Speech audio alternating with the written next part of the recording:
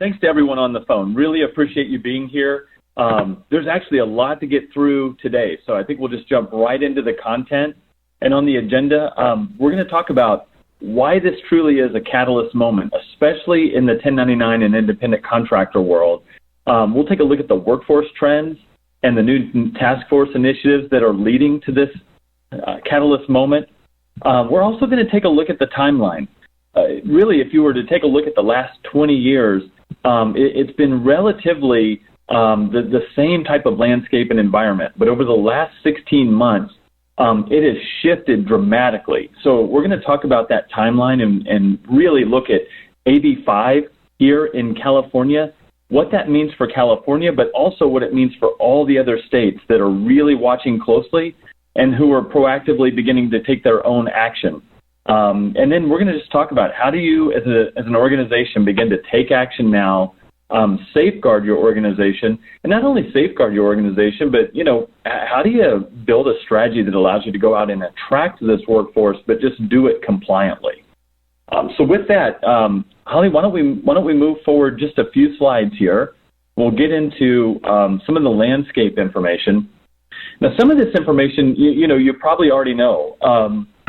In the latest SIA report, we see that about approximately 34% of the workforce today is contingent. But one of the things that's really a surprise, I think, to a lot of people is that, when you move up the scale there, approximately half of that workforce is, independent contractors or 1099s.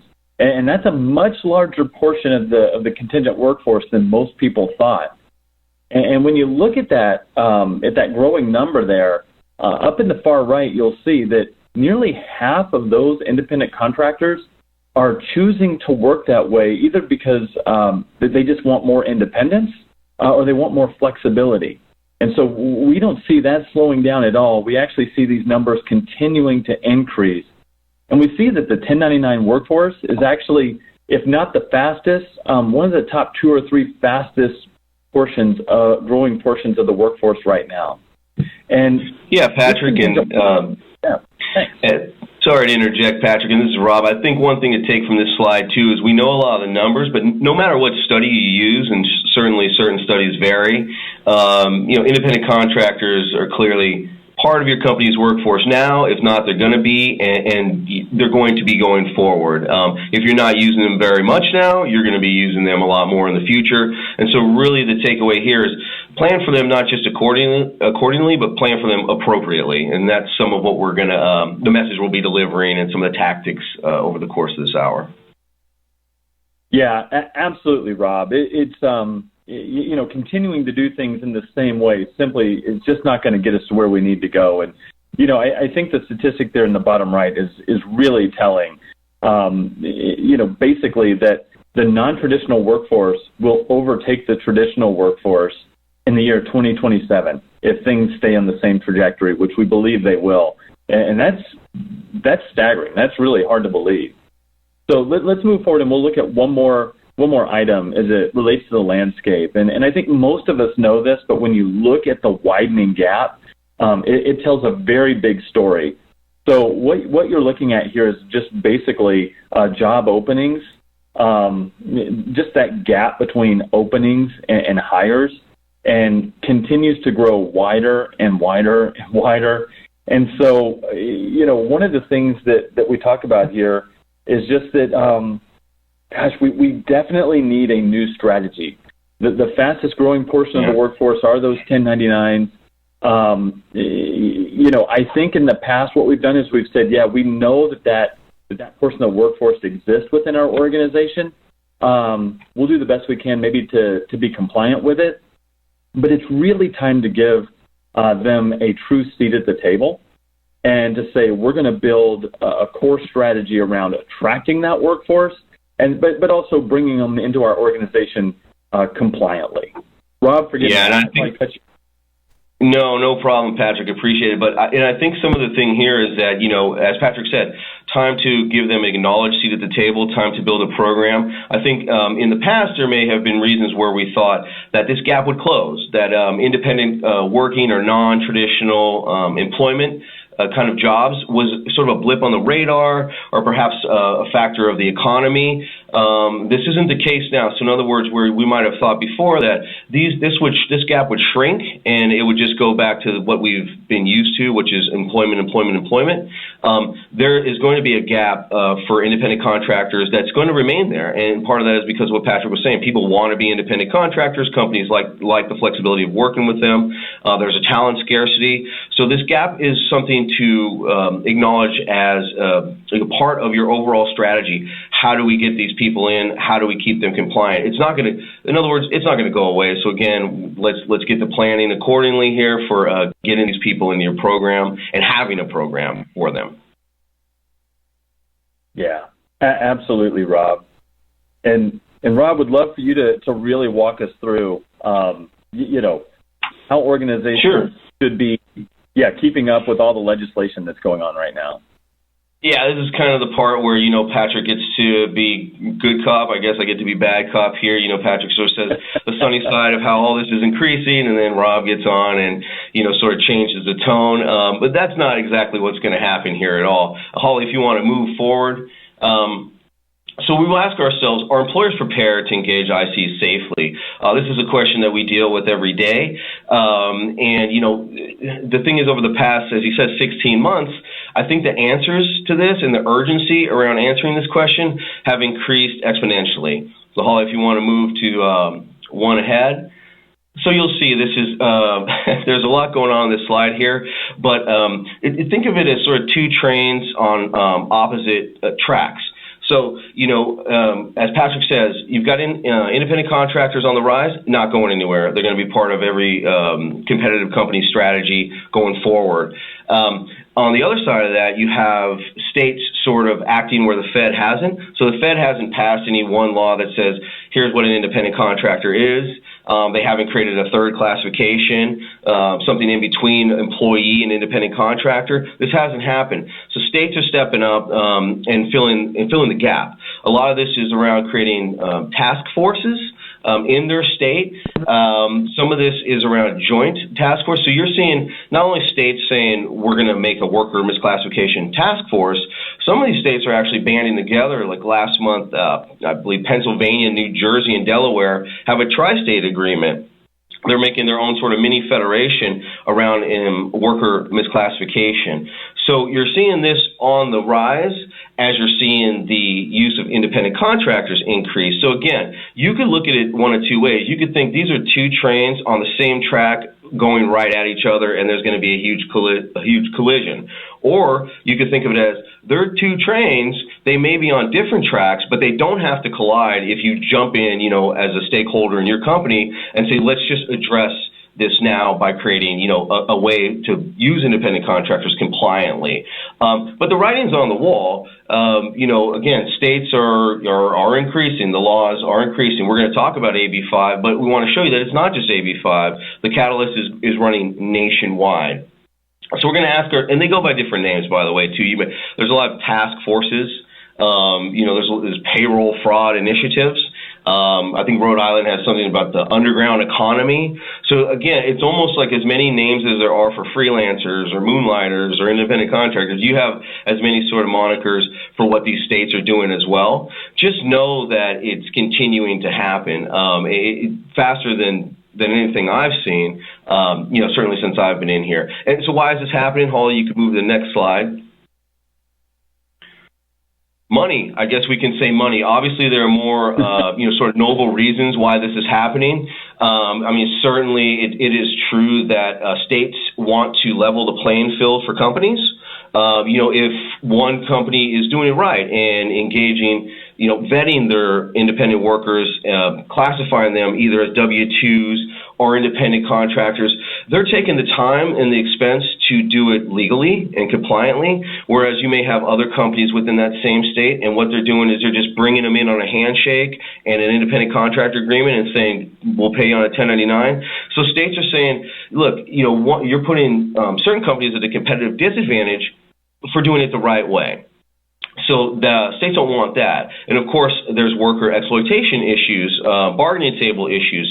States want to rectify any of those inequities between sort of the worker who maybe has to, take that 1099, but they're really being treated as a W-2. So there's that to sort of deal with as well. But I always like to read just the plain language of things and read a little bit between the lines. And so if you're reading from some of these states here, you'll see a common theme, and I like to kind of group themes together to see what's going on and what will happen. And if you read these themes, what jumps out on the page here, well, it jumps out because we underline and bold and italicize, but it jumped out to me anyway, is dollar signs. So, you've got New Jersey saying it's 460 million unreported in 2018. Indiana, there's 14 million. Ohio, 790 million. These numbers say that states, they don't like to lose money any more than we do.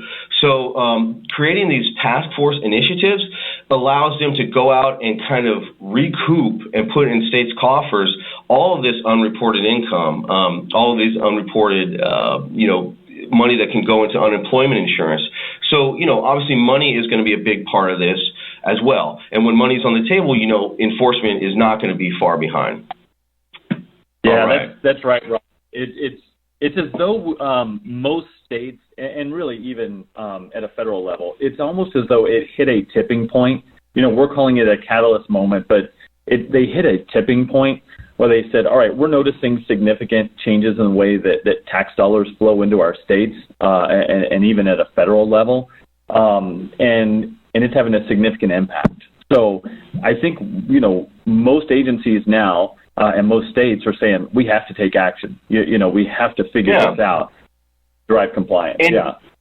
And there's not, and if you look at this in the mix of other state initiatives or other state actions they can take, going and auditing for worker misclassification, I won't call it straightforward, but from my estimation, it's a less complicated way to get back state revenue than maybe some other initiatives would be. I mean, because if some of these, I forget what state it was, but they said that 44% of the audits resulted in fines. So 44% of their audits, almost half, resulted in finding misclassified workers. So it's almost a numbers game. The more audits you run, the more likely it is that you're going to get money for your, recoup money for your state, find misclassification and the like. So it's, from my perspective, it's an easier thing for states to do than perhaps some other ways that they could, find wrongdoing and then collect on it. And so where you hear states reporting back, here's what we got back, why would they do anything but continue to enforce or increase enforcement? Yeah. And Rob, you work with organizations, every day. There's so much legislation. You're showing the different states, all the different legislation that's being put on the table. Are you finding that organizations are able to keep up with all of this, or are there tons of question marks when you're working with clients right now? What you find are best, and that's a good question, what you find are sort of best intentions, but really, really difficult to keep up with it. And actually, when you read about it or even see it, and some people in the crowd right now might be feeling this. Wow, you just showed me multiple states. You showed me all these things. How am I to keep up with all of this? And I say that this is really an opportunity for companies to, kind of get ahead of the competition, because this is an opportunity now. See, I think the people who are listening to this are probably some of the innovators out there, and definitely concerned with what's going on, not just now, but in the future. And so the way I try to liken it, and it's different, is, certainly there's been a lot of changes on the payroll side of things that companies just have to go with. So if there's minimum wage increases, break and lunchtime changes, and sometimes those changes, they happen county to county, city to city, state to state. There's probably some HR people right now kind of grinding their teeth. Yeah. All right. But, it's not a question of compliance. You have to comply with it. This is the same. It has a different look. It has a different feel, and the history is different. But going forward, I think the right mindset is to say you've got to comply with. It's a legal obligation to the same extent that those minimum wage changes are. And so if you put yourself and your company, and you can put them into that sort of mindset, then it's not unlike something that you've been doing already. Is it more complicated, more great? Yeah, certainly. Yeah. All right, and now that I've kind of delivered some of that, some of those bad news moments, but I think they're opportunities, and laid that out there. Hall, you can move to the next. So I think we have an audience poll next here. And so basically it says, how prepared is your organization to handle these new enforcements? All the things that Rob was talking about. Certainly we're not putting them all on the screen. There's just no way to. There's such an increase in activity. But this would be a great moment for you to jump in, and we'd love to get your feedback here on 1 through 10, 1 being the lowest level of confidence, 10 being the highest level of confidence. How prepared is your organization to handle all of these new enforcements? Wow. Okay. Yeah. I love seeing the 27% at 8, 9% at 10.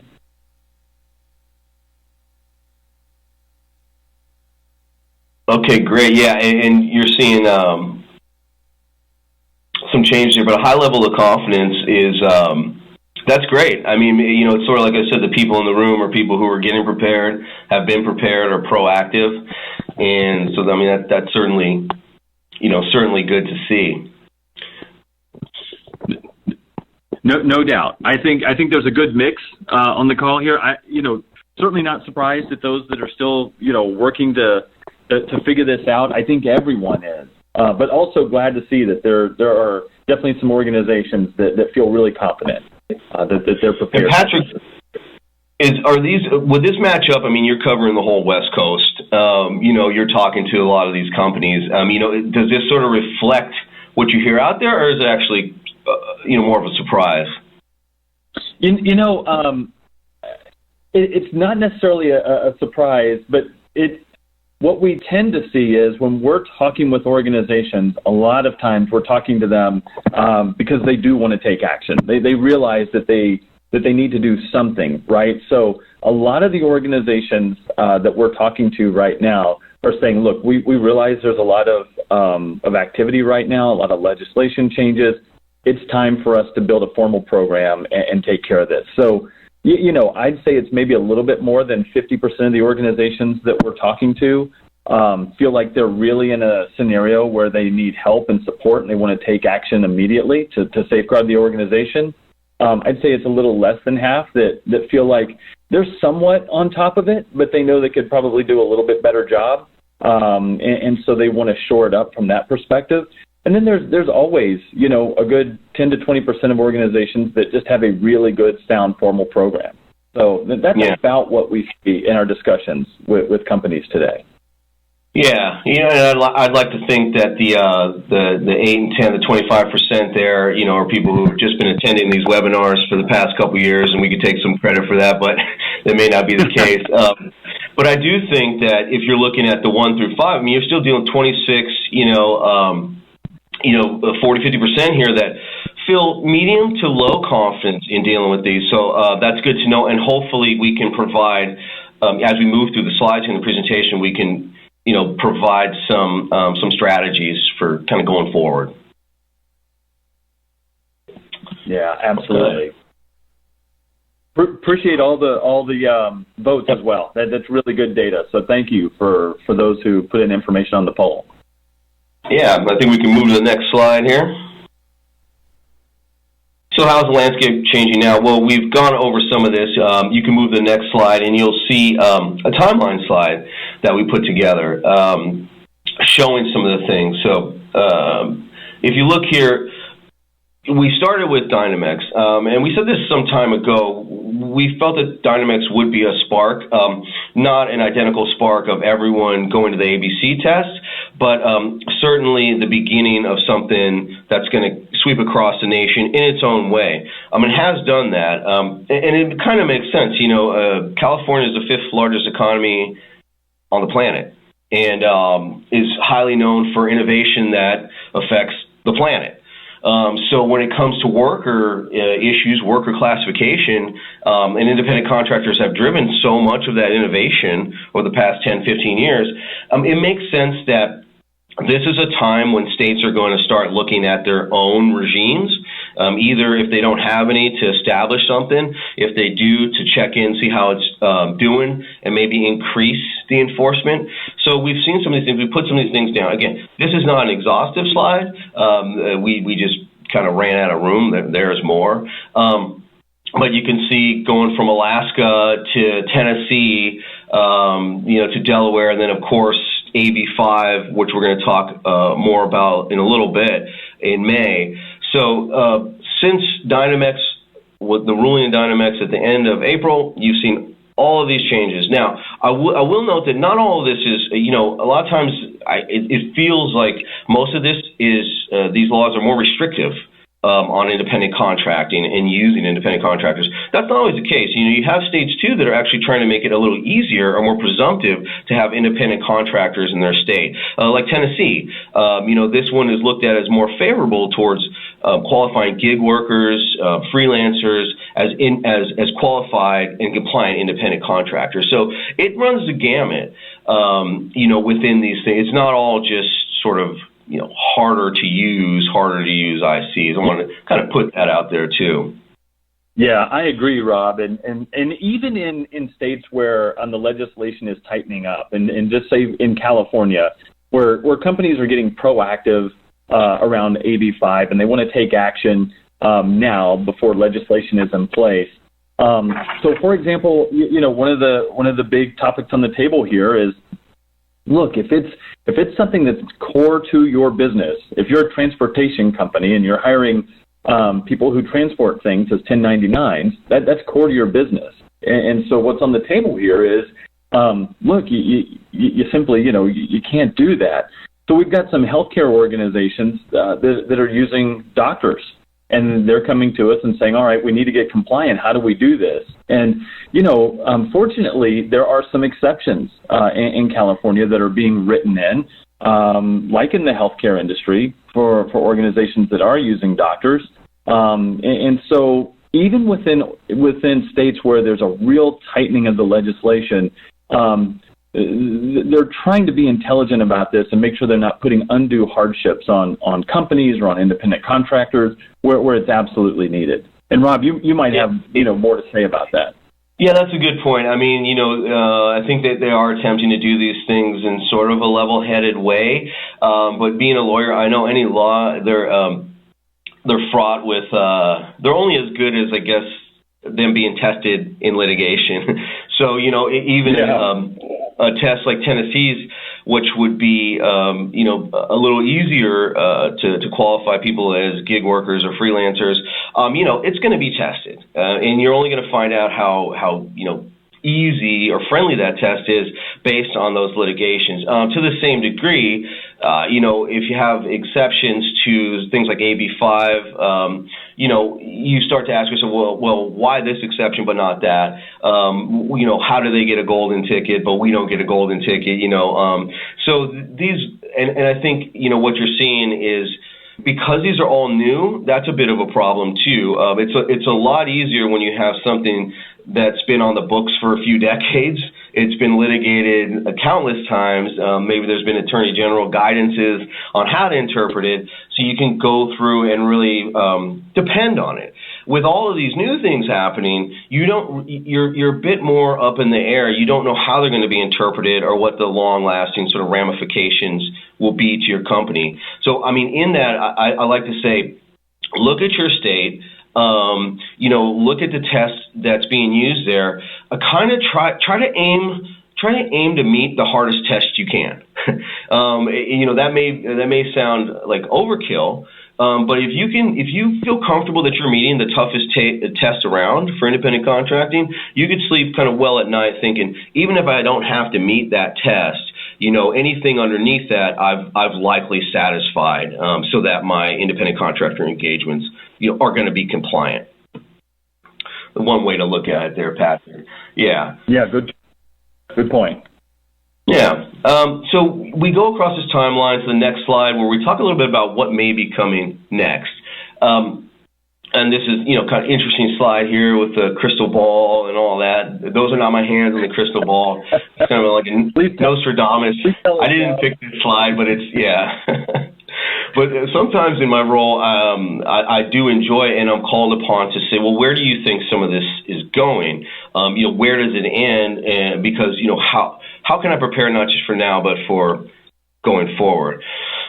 There's many things, and I don't know how strong my powers of prognostication are, but a few things that I could see in the offing, or that I would like to see in the offing even. It starts with resistance is futile. So this is saying best-in-class companies are going to move from a compliance optional or say compliant light kind of IC engagement program to more comply or die programs with extremely limited exclusions. So what am I saying there? Well, I borrow resistance is futile from, if anybody watched Star Trek, The Next Generation, back in the day. I kind of pulled that from the Borg episodes. I don't know, Patrick, you watched that. I think I was home too much as a kid. But, what we've seen is, what we should be seeing now with all these changes, are the companies are saying, we're going to have a firm program, a program in place. This program is going to be fairly inflexible such that the exceptions to going through the program for vetting an independent contractor don't overtake and swallow the rule. So what we see sometimes at companies is that there are many ways. A project may look more attuned to be W-2. So it presents a risk to the company if you're paying that worker as a 1099. But we've seen some companies where there are many ways around that. So, for business reasons, valid or otherwise, there'll be people within the organization that can sort of scream upward and say, no, it doesn't matter that this looks like a W-2. We're going to nonetheless pay him as a 1099 for a variety of reasons. Well, when you have all of those kind of exceptions, again, it just waters down your program such that it becomes pretty ineffectual. So I think what we're going to see are best-in-class organizations just say, here's our program. If there are exceptions, they're extremely narrow. Maybe they have to go through 3 or 4 different gates so that hiring managers actually don't want to spend that political capital by putting someone around the vetting system. And then you're going to have a much tighter program that's going to be consistent. And any consistent program is a lot easier to administer throughout many big companies that have many units, many teams. So that's one thing there. Rob, I was going to jump in there and just communicate that one of the things that we've seen this year, and it's really different. And we're seeing a significant increase in this. The number of organizations that are coming out and saying we're going to build a formal independent contractor compliance program even before we go build a VMS or an MSP. We've looked at our landscape internally. We've assessed the risk, and this is the biggest risk right now. We're going to take care of that and then move on to VMS and MSP. And that's been one of the big changes, I think, in 2019 is where independent contractor attraction and compliance maybe was, kind of brought along or dragged along with other initiatives. Now we're seeing it become a top-tier initiative and either take kind of the first seat, if you will, or at least be at the table in the very beginning. Yeah, no, that's interesting. And in some of my conversations, too, you see it become, again, kind of a primary component of starting a whole program, whereas before it might be come after a couple of those things. So that's interesting, intelligence there. Some other things. And this was already on some of the slides. States are going to continue to close the tax gaps, close revenue gaps by increased enforcement, and this despite lack of consensus at the Fed level. I just think what we've seen on some of these slides, the timeline slide, the headline slide, is it's not going to go away. I could talk more about particular states. Just know that there are more states that could be on those slides, and there will be more to come. Again, as I said, these tests are only as good as they are once they are actually tested. And that's through litigation and interpretation. So, and that's a good and a bad thing. So if we look at if we look at AB5, we could think as it stands right now, the ABC test in California is highly restrictive. Yes, But whatever the final version, should there be a final version of AB5, whatever that is, may actually be a little more easier to meet the standards than what's out there right now. So, more to come on that. And I think another thing that we're seeing and that we should see more of and will see more of are the businesses. You all listening right there, you're innovators in your industry, you're problem solvers. So why not look to shape the future and solve this independent contractor problem too? Be part of the conversation. I think a couple of things that I've seen over the years and often kind of scratch my head about was, why aren't some of these companies really being ahead of the judicial determinations like Dynamex, be ahead of the legislation like AB5, to look to put their hand into that conversation before they just have to be affected by it. We're seeing more of that now, and I think we're going to see more of that later, because independent contracting, again, is going to be a core part of your business and your business strategy. You should definitely look to influence the space from a legal perspective. You may not have had to do that before, but it really kind of pays off if you start doing that now. So I think, again, look to shape the future and influence, rather than accept it, deal with it. Okay. All right, and with that, I think we can move to the next slide. So what's happening with AB5 and Dynamex? I think, just as a quick recap, Dynamex was a California Supreme Court decision at the end of 2018 that put forth the ABC test. We're going to talk a little bit about that on the next slide. The ABC test, a three-pronged test. Prior to the Dynamex decision, California used the Borrello standard, which is a very heavily multi-factored test. It had been in place for around 3 decades, so there was a good body of law on how to deal with it, how to interpret it, how to uphold your classification as either W-2 or IC. Dynamex is 3 prongs, so it's very few ways, and all of these prongs have to be satisfied in order for your classification as an independent contractor to be upheld. So that's Dynamex. AB5 is a legislative bill that seeks to codify the ABC test in the state as well. I mean, you should really think about it as the preeminent test in the state. Technically speaking, it expands the ABC test usage to unemployment insurance, everything under the labor code. So that's taking it out of just wage orders where the Dynamex decision actually lied. So it becomes, again, if it passes, becomes the preeminent test in the state. And one thing I could say about that too is that no matter if AB5 passes or it doesn't pass, there are countless court cases in front of California courts right now that are using the ABC test. So this bill hasn't passed. ABC is already out there being litigated. So just you keep that in mind. It's there. So where is it at now? Well, exclusions are still being defined. Patrick mentioned this. There's certain exclusions to AB5 for licensed health professionals, real estate agents, hairstylists and barbers. There's a list of them, and that list is growing.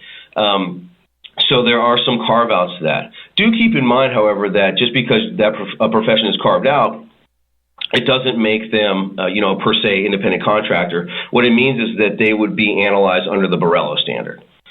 So, you get off the hook for ABC, you're kicking back to Borrello, so there is still a standard. There was a Senate appropriations hearing. I haven't heard anything about that of note. Supposed to have happened yesterday. So where is it at now? It still needs to pass the Assembly, a full Senate vote, which would probably come in September. And then it would cross the governor's desk in October, should it get there for signature. So, I think, what you guys all want to know is, well, is this going to pass or not? That's the threshold question. We don't know, based on Governor Newsom. He's got his feet in both sides here. He's very pro-business, but also a Democrat and pro-labor. So he has not taken an open position on whether he would sign AB5 into law. What he has said is he's looking for a compromise. He's into compromise, or his words, I think. He's into compromise. So he wants technology and labor to get together, sit down at a table, and come up with some kind of compromise. Take from that what you will. Does that mean he'll sign it into law should it come there? Does that mean he'd send it back and ask for, further definitions, exclusions, something like that? Well, we're just not sure. But certainly there's a lot of work still to be done on AB5. Even though it passed its last round back in July, there was a lot of comment on it from the legislators about how much work it still needs. So I think we've got a little bit, what it looks like today, or what it looked like when it first started, is not going to be what it looks like when it goes to if it goes to Governor Newsom's desk. Yeah. And then the last bit here would be, where's Dynamex? Remember, Dynamex is the case that spawned this. Where is that? Well, several months ago, the Ninth Circuit concluded that Dynamex did apply retroactively. In other words, even though this law sort of only came out in April 2018, it was going to be applied looking back, which is kind of strange because generally speaking, you can't be guilty of a law that didn't exist at the time you took the action. Well, this kind of said, no, you can. But last month, actually, the Ninth Circuit withdrew that decision, and they've sent it back. The question of retroactivity, they've sent it back to the California Supreme Court to decide. We'll see what they say. But of course, keep in mind, it's kind of interesting. The California Supreme Court is who came down with the Dynamex decision in the first place, and then they're going to get to weigh in on retroactivity. So we'll see what happens there. Again, if you're a business, all of this kind of thing, all of these things in flux, you're best served, again, as I said, try to hit the highest mark, try to meet the toughest standard you can. It's a lot easier to roll back from that standard than it is to kind of roll forward and try to, end those engagements that maybe, were engaged not complying with ABC tests. So, that's kind of my recommendation there. All right, and if we move ahead another slide, Holly. This is AB5. We've talked about it, but just to recap that a little bit more, AB5 is the ABC test. What did we have before under Borrello or the IRS? You had many factors, sub-factors, buckets, all these things. So you had a lot of ways to make your case that your IC is compliant and your engagement is legally compliant. Under AB5 and the ABC test, you've got those three prongs. Again, this might be a little bit of rehash for everyone. Prong A is what we have in almost every test. So if you're doing any kind of vetting right now under any standard, prong A is sort of your direction and control factor. That's pretty much always been there. Prong C, that the workers customarily engage in an independently established business.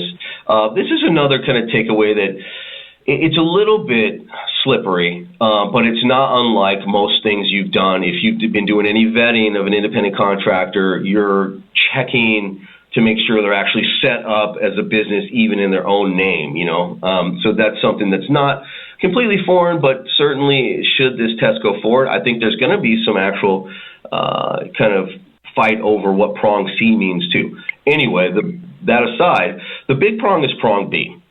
This is the one I think, Patrick, you probably even talk about this when you've had direct questions, I'm assuming, when you go out on the road about prong B. Yeah. It's 90% of the discussion right there on prong B. Right. The ABC test has basically become the prong B test. And this is the standard that the worker performs work that is outside the usual course of the hiring entity's business. So this has been very problematic and very scary. What is outside the usual course of the hiring entity's business? The Dynamex test, again, said things like, well, if you have a clothing store and you bring in a plumber, that's outside of your business. Well, that's not very helpful for today's, kind of companies this day and age, where we bring in a lot of independent contractors to do a lot of different things. Some of those things are definitely going to be, at least arguably, in your usual course of business.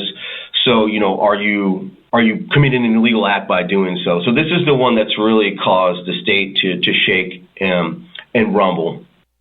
Certainly, there are certain ways you can look at to try to meet prong B, but if you don't meet it, and if you don't meet any of these prongs, then you've misclassified, and that's the scary part. And it is on the hiring or the engaging organization to prove each one of these. Burdens on the organization. So, with that said, I think we can go from here to the next audience poll question. Yeah, and it says here, how many of your organization's independent contractors would pass the prong B test in California? And so we'd love for you to jump in on this now, and we'll kind of see where we stand here. Yeah, and, so some of the questions you could ask yourself on prong B, if you're a software company and, you're bringing in, coders, are you running afoul, of prong B? If you're a healthcare organization, like Patrick said, and you're bringing in healthcare providers, physicians, as independent contractors, are you violating prong B? And it goes on and on. Just ask yourself, what does your company do? What is your company's usual course of business? Do we ever have independent contractors who might come in and work on whatever that is? Yeah. We'll see some reactions here. Yeah.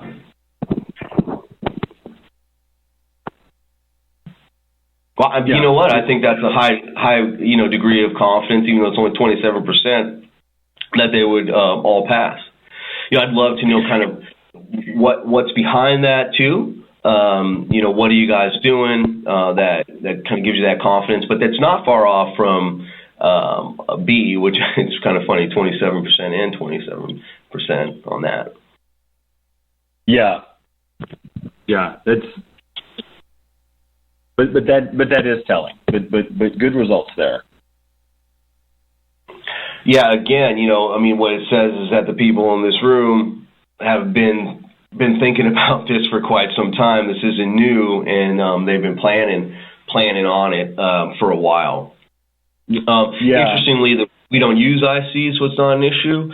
That one is interesting as well. And I would wonder there, is that a tactic in California? Don't use them in California so we don't have to deal with that? Or is that just sort of a piece of how you do business generally?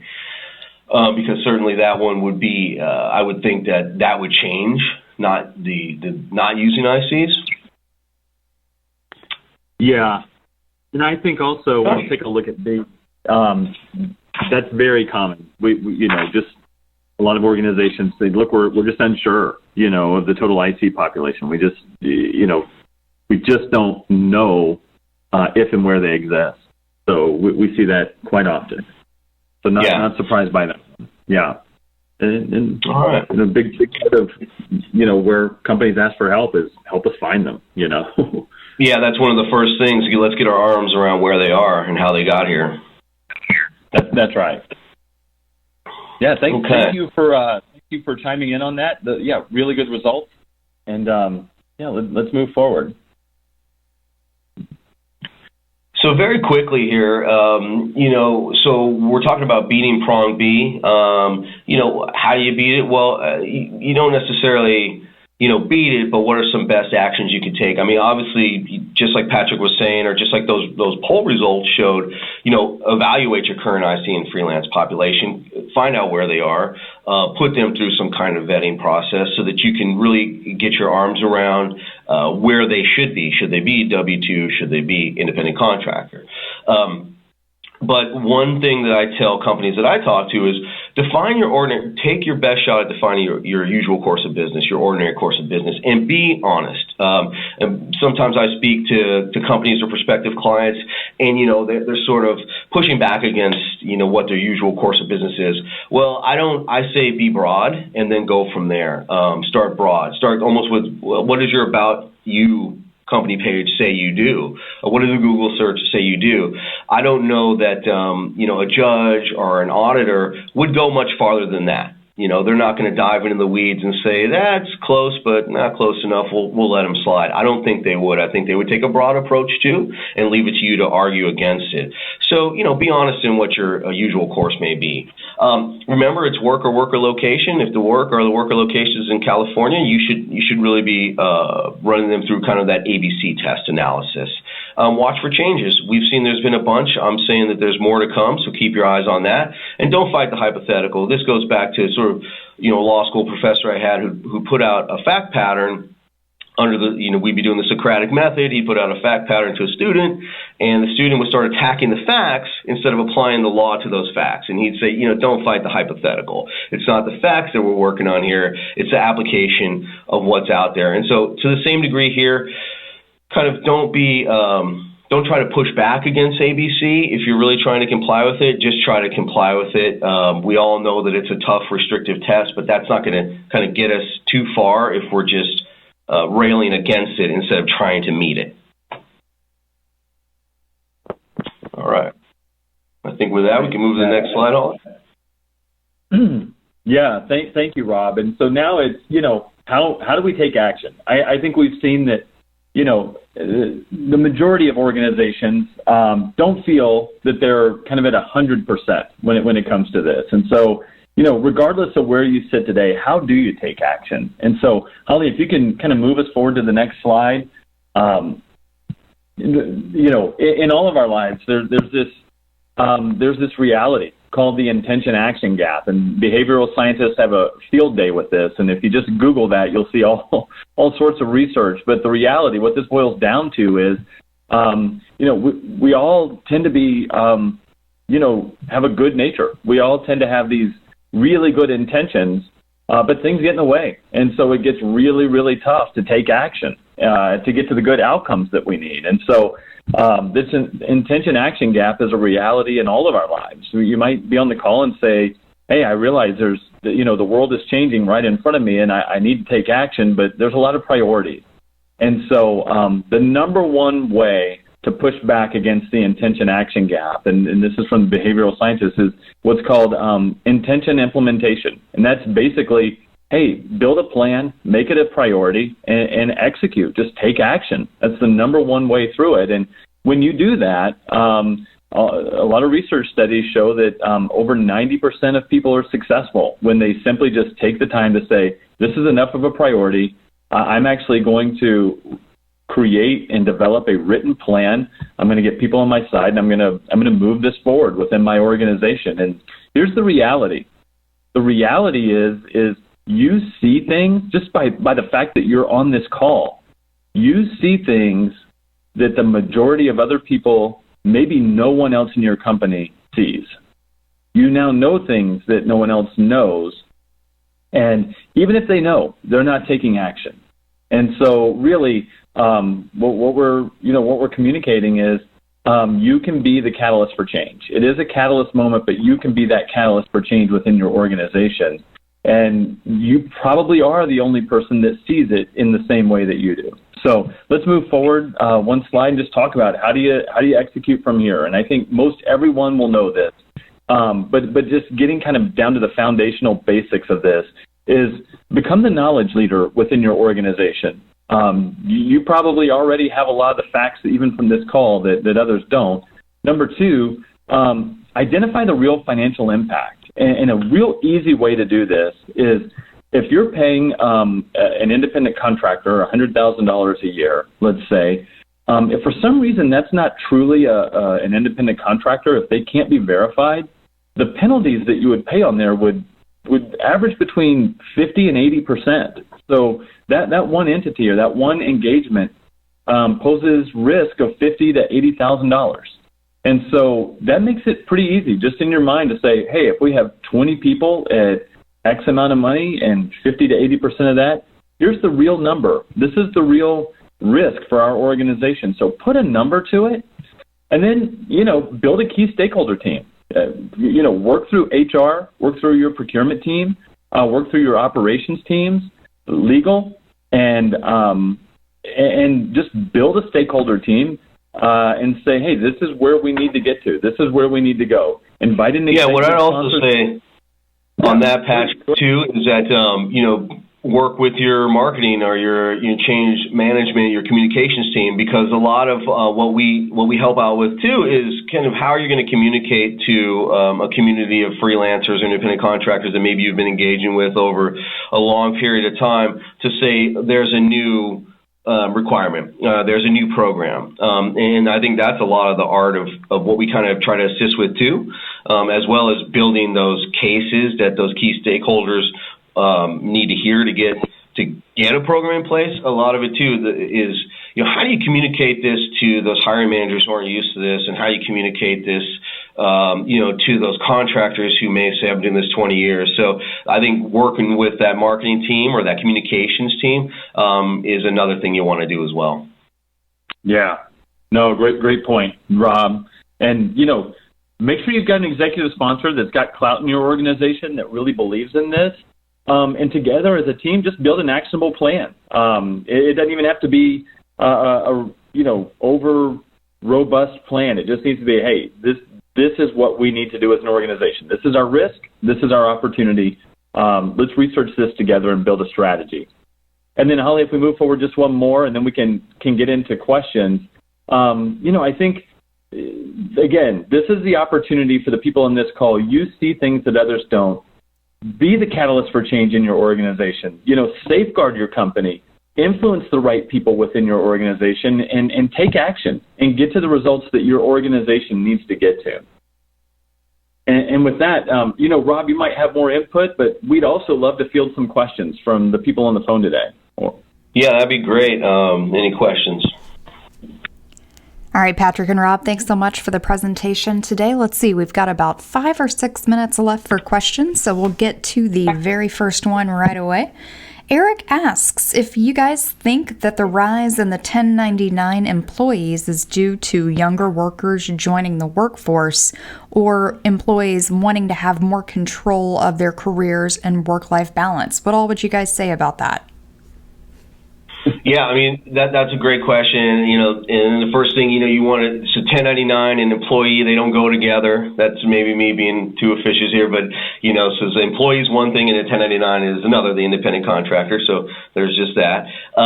But I would say that the studies have shown that, millennials coming out do embrace this engagement, but I've seen other studies that cut against that. If you were to ask me, what I see a lot is really people who have grown in their skill set to a certain maturity and skill level, that they now are moving, they are scarce talent is basically what they turn out to be, so they can work for many, many different companies.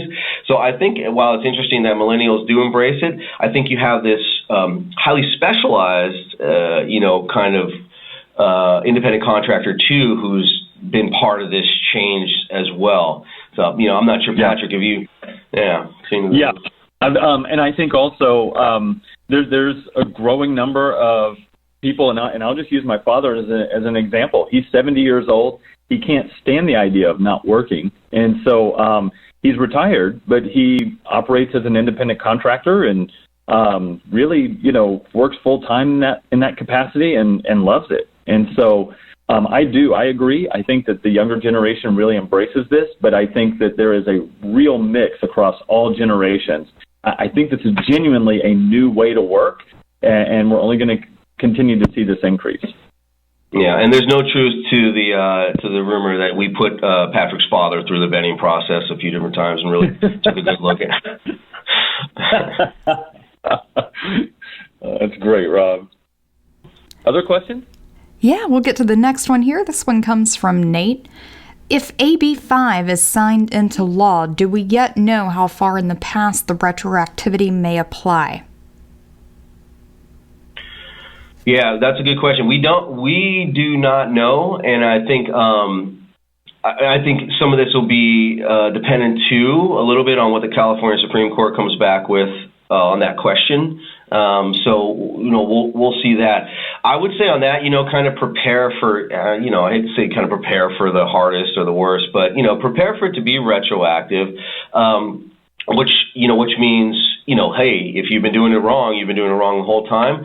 I don't know, that companies are going to be really kind of punished, for the retroactivity part, but I would expect it to be a part of it. And I think that just puts an impetus on putting some program, preparing for it now, so that you could show that as soon as you knew that this was going to be the way it is, or had a good inclination that it would be the way it is, you started to try to comply with that. And that preparation is really dependent on documentation. So document everything you do. If you're going to relook at some of your engagements, document that too. I think a lot of that would go a long way towards, proving that you did everything you could.